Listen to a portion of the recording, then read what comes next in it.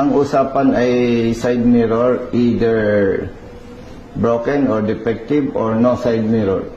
Yes, sir. Apo. Yun nga lang, sir, nung na-print po ata ni sir is nakatayo daw po yung side mirror.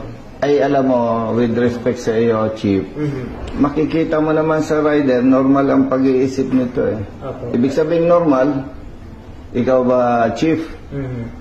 Maglalagay ka sa side mirror, hindi mo makikita yun. Yes, sir.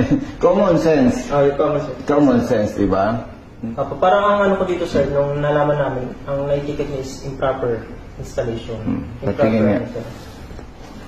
Brother, ikaw yung enforcer? Public awareness, happy ha, naka-video tayo. Naka-live po ba yan, sir? Hindi. 2D po, tinikat niya po, no? Sir naman? Paano nakalagay sa 2D, happy? Ang 2D po natin, sir, is motor vehicle with defective, improper, unauthorized accessories, devices, equipment, and parts.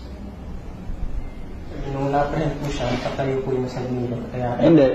Paano mo nga sasabihin improper kung doon siya komportable? ano, sir, yun po yung side. Sir naman, no? Gusto niyo pong i-verify yung Nabanggit ko po kasi na siya na nakatayo nga po yung sa iyo na makikita natin. Binanggit ko po sa kanya na kung pwede, ispigay po natin sa akin, kung pwede po kung